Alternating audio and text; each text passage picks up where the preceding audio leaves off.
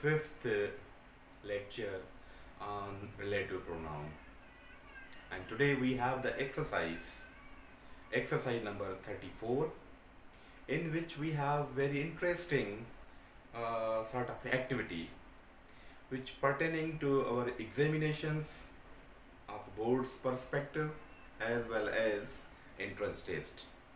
अॼु जी जेका असांजी हीअ एक्टिविटी आहे अॼु उन एक्टिविटी में असांखे 20 सेंटेंसिस ऐं उन्हनि सेंटेंसिस में हर माना नंबर में असां वटि ॿ सेंटेंसिस आहिनि उन्हनि खे पाण में मिलाए रिलेटिव प्रोनाउन ठाहिणो आहे. Actually that is not difficult to connect. We know all about this one. We know all about accusative, nominative and genitive cases. We know all about what that is, which is, what is and what that is. We know all about this. But today we have the word especially NDC. Do you know what it is? NDC, that is called non-defining class. ये जेको असांजो exercise आहे न हाणे जेका 32 आहे 34 आहे ऐं हिकिड़ी ॿी आहे उन्हनि में इन जो ज़िक्र थियल आहे. माना इन में इन जो ज़िक्र छो थियल आहे, माना उन में हिकिड़ी त एक्सरसाइज़ जेका असांजी 32 आहे इन में त लिखियलु आहे त नॉन डिफाइनिंग ऐं डिफाइनिंग में फ़र्क़ु कहिड़ो आहे. पर अॼु जेका हीअ असांजी एक्सरसाइज़ आहे इहा ॾाढी दिलचस्प बि आहे. उन्हनि में असांखे छा करिणो आहे, उन्हनि में असांखे सिर्फ़ु एतिरो करिणो आहे त इन्हनि जुमलनि खे पाण में हे असांजा ॾिसो 1 2 3 4 5 मां अञा एक्सरसाइज़ जा 5 जुमला कया आहिनि. हिकिड़ो जुमिलो लिखियलु आहे, वरी फुल स्टॉप आहे, वरी ॿियो जुमिलो लिखियलु आहे, हिकिड़ो जुमिलो लिखियलु आहे, वरी फुल स्टॉप आहे, वरी ॿियो जुमिलो शुरू थियलु आहे. माना हिन जो मतिलबु आहे त इन्हनि खे पाण में मिलाइणो आहे. मिलाईंदासीं कीअं? माना चए थो त इन्हनि खे नॉन डिफाइनिंग क्लास में रखिणो आहे. Actually that is the matter. Non defining class खे सम्झंदासीं कीअं? उन्हनि खे सम्झण जे लाइ पहिरियों छा हुजणु घुरिजे? पहिरियों हुजणु घुरिजे डेमॉन्स्ट्रेटिव प्रोनाउन. डेमॉन्स्ट्रेटिव प्रोनाउन छा हूंदा आहिनि? ख़ासि तौर ते डेमॉन्स्ट्रेटिव प्रोनाउन जो मतिलबु आहे जंहिंमें असां दिस दैट दीज़ दोज़ या कॾहिं कॾहिं डेफिनेट आर्टिकल द जो जंहिंमें ज़िक्र हुजे. जीअं असां वटि जुमिलो आहे this coat is worn out. हाणे हिते दिस पियल आहे, इन जो मतिलबु आहे त इहो डेमॉन्स्ट्रेटिव प्रोनाउन सां शुरू आहे. उन जी माना नंबर 2. ॿियो छा हुजणु घुरिजे? हिन में हुजणु घुरिजे छा? पॉसेसिव प्रोनाउन अचणु घुरिजे.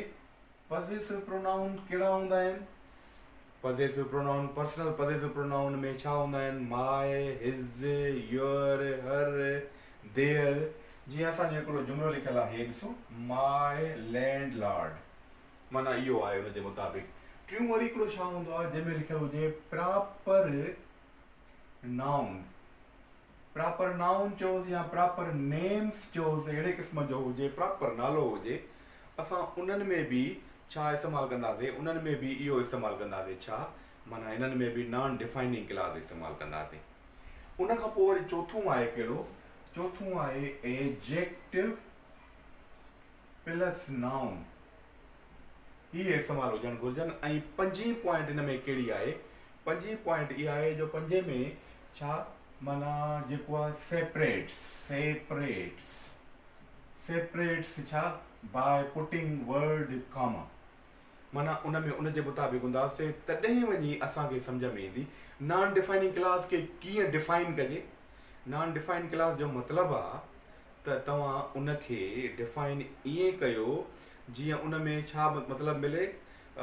हीअ असां वटि इस्तेमालु थियल हुजे उनजी additional information. Non defining class खे कॾहिं कॾहिं एडिशनल क्लास बि चइबो आहे.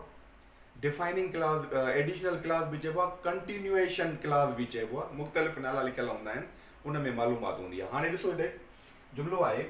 पहिरियों हिन जी स्टेटमेंट ज़रूरु तव्हां पढ़ो. एक्सरसाइज़ नंबर 34 लिखियलु आहे combine the following pairs of sentences by making sentence of each pair into a non-defining relative class. For example, हिन में हिकिड़ो आहे this house was built by my grandfather. This house, this पहिला माना हिन जे मुताबिक़। ॿियो आहे I have always lived in it. हाणे ॿ जुमिला आहिनि, हाणे हिननि खे ठाहियो कीअं थी तव्हां हिनखे ॾिसिजो। हिकिड़ो त दिस हाउस, इन खां पोइ हिन कामा ॾिनी आहे, छो त हिते पहिला दिस पहिला डेमॉन्स्ट्रेटिव आहे, इन विच आई ऑलवेज लिव्ड, वरी कामा ॾिनल आहे was built by my grandfather. हाणे हिन जो मतिलबु आहे जेको इन विच आई हैव ऑलवेज लिव्ड आहे, इहो नॉन डिफाइनिंग क्लॉज आहे, हिनखे कढी छॾियो त असांजो जुमिलो पोइ बि असांजो प्रॉपर इंफॉर्मेशन में आहे। माना इन में विच में जेके ॿ कामास पियल आहिनि, इन जो मतिलबु आहे इहा हिकिड़ी उनजी एडिशनल इंफॉर्मेशन आहे, अदरवाइज़ असांजो जुमिलो न ठही सघंदो। हाणे जुमिले खे ॾिसो, हिनखे हे पहिला this coat is worn out. Worn out जो मतिलबु आहे पुराणो थी वञणु। I have been wearing it for 10 years। हाणे असांखे करिणो छा आहे, हाणे हिनखे हीअं ठाहींदासीं, ॾिसो थोरो गौर सां ॾिसिजो। हे लिखियलु आहे दिस कोट, जीअं हे तव्हां पहिरियों जुमिलो पढ़ियो, हाणे हिते ॾियो कामा, दिस कोट। हाणे हिनखे छा कंदासीं, हिन जुमिले खे हिन सां मिलाईंदासीं, पर हिन कामा जो मतिलबु ॿी कामा ताईं मतिलबु छा आहे, हिन लिखियलु छा आहे, this coat is worn out आहे, ठीकु आहे। हाणे हिन जी एडिशनल इंफॉर्मेशन हीअ आहे, हिनखे विच में असां कीअं रखंदासीं, दिस कोट। हाणे हिन में असां इस्तेमालु कंदासीं which I have been wearing, which I have been wearing it for 10 years। ठीकु आहे, सॼी मालूमात असांजी अची वई।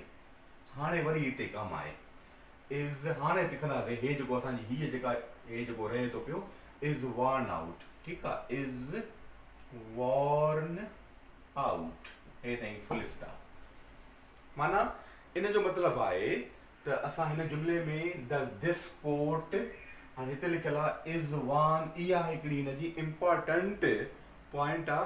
बाक़ी हितां कामा खां वठी हिन कामा खां वठी हिन कामा ताईं इहा हिन जी एडिशनल इंफॉर्मेशन आहे, इन जे करे हिनखे असां नॉन डिफाइनिंग क्लॉज चवंदा आहियूं। Number 2, the garage is just round the corner. हिकिड़ो जुमिलो, I keep my car in it. माना ॿिए पासे ॾांहुं राउंड कॉर्नर ते मुंहिंजी हिकिड़ी गैरेज आहे, जंहिंमें मां पंहिंजी गाॾी बीहारींदो आहियां, कीप कंदो आहियां। हिते बि ॾिसो, हिते बि असांखे हे ॾिसो द गैरेज, द गैरेज, ठीकु आहे। हाणे हिते कामा ॾिनीसीं, हाणे असां इस्तेमालु कंदासीं हे लिखियलु आहे हिते आई keep my car in it, in it इस्तेमालु थियल आहे। साॻियो ई तव्हां हिते खणो इन, हाणे हिन जो अची वियो इट जे लिहाज़ खां असां प्रोनाउन इस्तेमालु कंदासीं, कहिड़ो, नॉन डिफाइनिंग जो, ईअं इन विच, इन विच इहो लिखिजी वियो। हाणे मतिलबु हिन जो मतिलबु आहे त हिनखे हाणे छॾे ॾियो, इन विच आई कीप माई कार, इन विच आई कीप माई कार।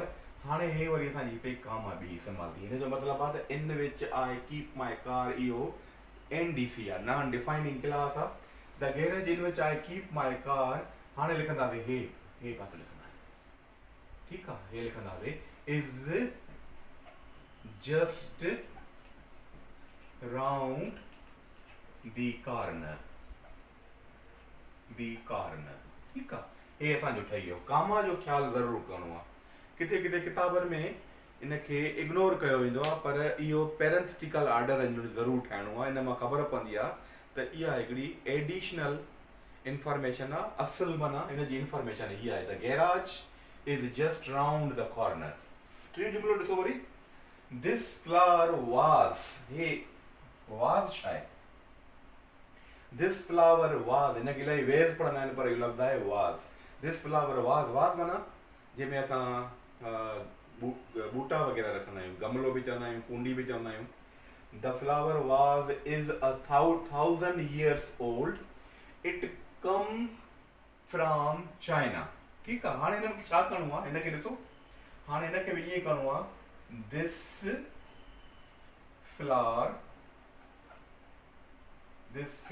वाज़, ठीकु आहे। हाणे इहो छा आहे हिन में करिणो, दिस फ्लावर वाज़, हाणे कामा ॾेई, हाणे हिनखे हे जेको असांजो आहे इट, इनखे ख़तमु करे जीअं होॾे कयोसीं, इते बि असां इस्तेमालु छा कंदासीं, which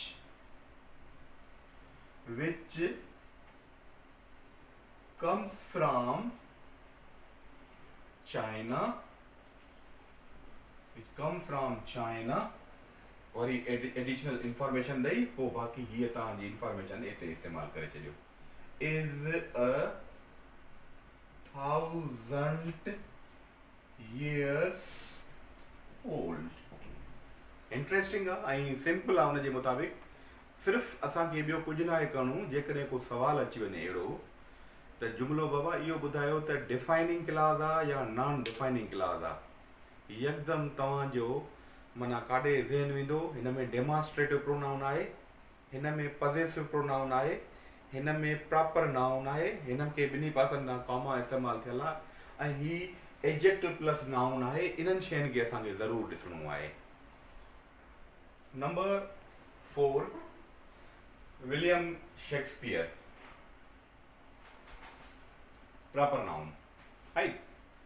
William Shakespeare is the greatest English dramatist. His works are studied all over the world. छा करणो आहे? हे ॾिसो छा आहे पियल? हिज़ पियल आहे. छा मतिलबु आहे हिते हिज़ जो? कहिड़ो केस आहे? पॉसेसिव केस आहे. पॉसेसिव केस में छा पवंदो आहे? विच पवंदो, होम पवंदो, हूज़ पवंदो, होम पवंदो. Possessive case whose. ठीकु आहे. छा करणो आहे? सिधो सऊं विलियम शेक्सपियर.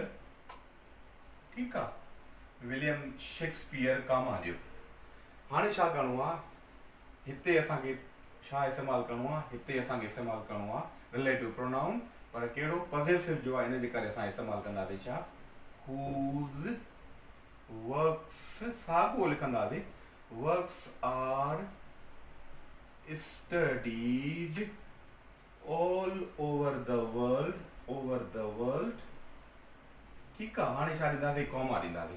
हीअ बि हिकिड़ी कॉमा आहे हिते, हीअ बि हिकिड़ी कॉमा आहे. माना हीअ असांजो आहे नॉन डिफाइनिंग क्लास, जंहिंखे असां मां अंडरलाइन कयो आहे हिते. William Shakespeare. हाणे हे साॻियो ई लिखंदासीं. William Shakespeare is the greatest English dramatist. हाणे हिते लिखंदासीं is the greatest dramatist of the world. ठीकु आहे. अहिड़े क़िस्म जो लिखियो हुते. वरी अचो हिन जुमिले ते अचो. My landlord introduced me some of his friends. He is very sociable person. कहिड़ी? हिन में नॉन डिफाइनिंग क्लास आहे या एडिशनल इंफॉर्मेशन आहे. हिन में बि इहे कंदा. ऐं ॿियो कहिड़ी आहे? माए लिखियल आहे. माना छा पियल आहे हिते? हिन में पियल आहे पॉसेसिव प्रोनाउन. ठीकु आहे. छा कंदासीं? हिन में बि कंदासीं माई लैंडलॉर्ड. ठीकु आहे. हाणे ही पियल आहे हिते माण्हूअ जे लाइ इस्तेमालु थियल आहे. सब्जेक्ट आहे. छा पवंदो? सिधो सवां हू पवंदो. माई लॉर्ड कामा ॾियो पहिरियों ज़रूरु. Who is very sociable person. छा कंदो? हाणे ॿी कामा ॾींदो. छो त हीअ असांजो जेको who is very sociable person आहे, इहो असांजो नॉन डिफाइनिंग क्लास आहे. हाणे छा कंदासीं? बाक़ी हे लिखणो आहे असांखे. कामा ॾेई introduced me some of his friends. ठीकु आहे. असांखे अंदाज़ो थी वेंदो जेके ब्लैक में लिखियल सेंटेंसिस आहिनि त इहे कहिड़े क़िस्म जा जुमिला माना अंडरस्टैंड थियनि था पिया. अचो नेक्स्ट सेंटेंस ते. Number 6, the English channel. हाणे हिन में छा आहे? हिन में बि हिकिड़ो एडजेक्टिव आहे, ॿियो पोइ नाउन आहे. The English channel separates England from France. It is 33 kilometers across at the narrowest point. हिकु दफ़ो बोर्ड में ही MCQ आयो 33 किलोमीटर्स. स्टूडेंट छा में पिया ॻोल्हनि? स्टूडेंट ॻोल्हनि पिया जेको असां वटि आहे लेसन फर्स्ट ईयर में आहे कहिड़ो बाय कार अक्रॉस यूरोप. उन्हनि पिया ॻोल्हनि. अहिड़ी त इंफॉर्मेशन आहे ई कान. But actually that is taken from such kind of sentences, especially in MCQ. इता भी अची सघनि पिया बोर्ड जे मुताबिक़. बहरहाल ही सेंटेंस आहे कीअं कंदासीं हिनखे बि ॾिसो असांखे त नॉन डिफाइनिंग क्लास ॻोल्हणो आहे हिन में दी इंग्लिश हिते छा आहे हिते इंग्लिश एडजेक्टिव आहे इंग्लिश चैनल ठीकु आहे हे थी वियो हाणे असांखे छा रखिणो आहे it is 33 kilometres across at the narrowest हाणे हिते असां कामा ॾेई लिखंदासीं इट आहे त पोइ विच इज़ माना हे हिन जो मतिलबु आहे इट ख़तमु विच is 33 kilometre across at the narrowest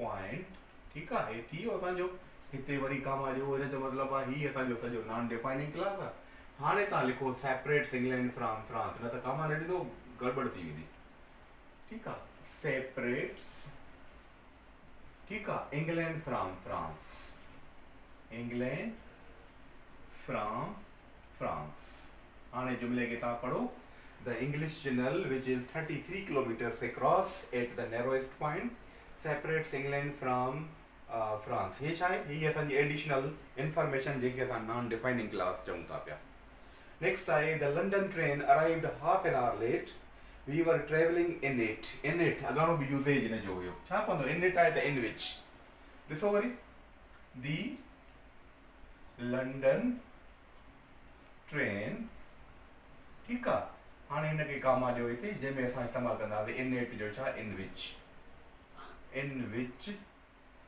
छा इन विच छा इस्तेमालु कंदासीं ट्रेन इन विच हे लिखियलु आहे हे लफ़्ज़ इस्तेमालु कंदा इन विच वी वर ट्रेवलिंग ठीकु आहे इन विच वी वर ट्रेवलिंग हीअ असांजी एडिशनल इंफॉर्मेशन आहे कामा ॾियो हाणे लिखो arrived half an hour late ठीकु आहे हे असांजो हिन जे मुताबिक़ थी वियो number 8 the English live mainly English ॾिसो हिते छा आहे हिते द पियल अथव हिते इंग्लिश पियल आहे हिन जो मतिलबु आहे हिते असांजो सब्जेक्ट वर्ब एग्रीमेंट में हिते प्लूरल इस्तेमालु थियल आहे the English live mainly on trade Napoleon जंहिंजो पूरो नालो आहे Napoleon Bonaparte Napoleon called them a nation of shakes shopkeepers अजीब रिमार्क्स ॾिनल आहिनि जंहिंथा छा थो चए पियो नेशन ऑफ शॉपकीपर्स ऐं इंग्लिश अंग्रेज़नि खे चयो अथईं हिन में छा थींदो ॾिसो दी इंग्लिश कामा ॾियो हाणे हिते पियल आहे ॾिसो देम पियल आहे देम कहिड़ो केस आहे प्रोनाउन में देम आहे जेके चवंदा आहियूं असां अक्यूज़ेटिव केस जंहिंखे ऑब्जेक्ट बि चवंदा आहियूं इन जे लाइ असां छा इस्तेमालु कंदासीं होम द इंग्लिश होम छा चइजे home Napoleon called home Napoleon called them ख़तमु थी वियो हिन में the English home Napoleon called हाणे वरी असां हिते छा चवंदासीं हिते नेशन कॉल्ड इहो थी वियो हाणे बाक़ी रहियो छा अच्छा home Napoleon called a nation of keepers हाणे कामा ॾियो live mainly on trade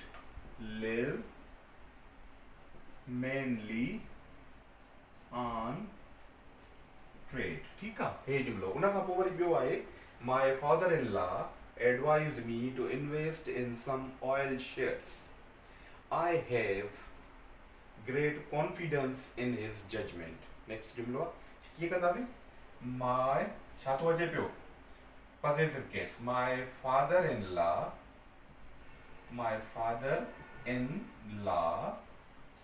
छा कंदासीं कामा ॾियो कामा कढियो इन खां पोइ हे लिखियलु आहे in his judgment इन में असां his पियल आहे इन करे लिखंदासीं in whose judgment ठीकु आहे in whose judgment छा चइजे I have great confidence ठीकु आहे हिते कामा ॾेई छॾियो। हाणे असां वटि हे जुमिलो आहे छा, हे असां पूरो लिखंदासीं। हे असांजो थी वियो नॉन डिफाइनिंग क्लास। हाणे कामा हिते ॾेई छा लिखंदासीं, advised me to invest in some oil shares। ठीकु आहे, हे भी जुमलो आहे। 10 number, she suffers horribly from seasickness, there is nothing more pleasant than that। असल में हे आहे थोड़ो ट्रिकी जुमलो। हिन में असांखे हीअं करिणो पवंदो, there is nothing more unpleasant than, हाणे that छा आहे, इहो that हे आहे, then sea sickness छा हूंदी आहे, सी सिकनेस जो मतिलबु आहे जेके उहो जेको माहौल आहे उन में उल्टियूं, उन में एडजस्ट न थियण, उन में बीमार थी वञणु, that is sea sickness. There is nothing more unpleasant than sea sickness. हाणे ठाहींदासीं इन में छा पवंदो, फ्रॉम जेको पियल आहे, from which she suffers horribly, from which she suffers horribly. Dear student, first year जी हर एक्सरसाइज 20 जुमलनि ते मुश्तमिल आहे, पर मां चवां थो त हे जेके नॉन डिफाइनिंग क्लास जा जुमला आहिनि इन्हनि खे तव्हां पाण करण जी कोशिशि कयो। पर वेर ever U find any problem, just right to me on my WhatsApp number without introducing yourself, just to ask me a question or write in comment box. I'll respond you then and there, inshallah. So हिन जा 10 जुमला ॿिया रहनि था पिया, पर मां चवां थो तव्हां पाण कोशिशि कयो इन्हनि खे हल करण जी। जीअं हीअ प्रैक्टिस कई आहे, they are not very difficult to solve them, they are very much easy to understand। तव्हां छा कयो, हिननि जुमलनि खे करण जी कोशिशि कयो। जेकॾहिं प्रॉब्लम थिए थो त पोइ मूं ॾे लिखो, हिननि खे डिस्कस कंदासीं। Hope so will understand all this. हिन खां पोइ जेको असांजो लेक्चर थिए थो पियो उहो रियली इन ते ई आहे त डिफाइनिंग क्लास ऐं नॉन डिफाइनिंग क्लास जेका असांजी एक्सरसाइज नंबर 32 बि आहे, इन्हनि में फ़र्क़ु कहिड़ो आहे उन ते बि असां ब्रीफली डिस्कस कंदासीं।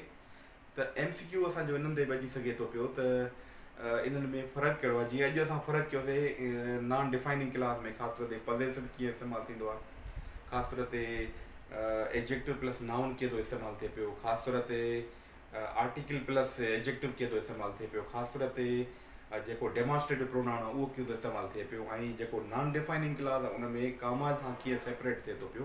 अॼु इन्हनि जी अंडरस्टैंडिंग थी उन जे मुताबिक़।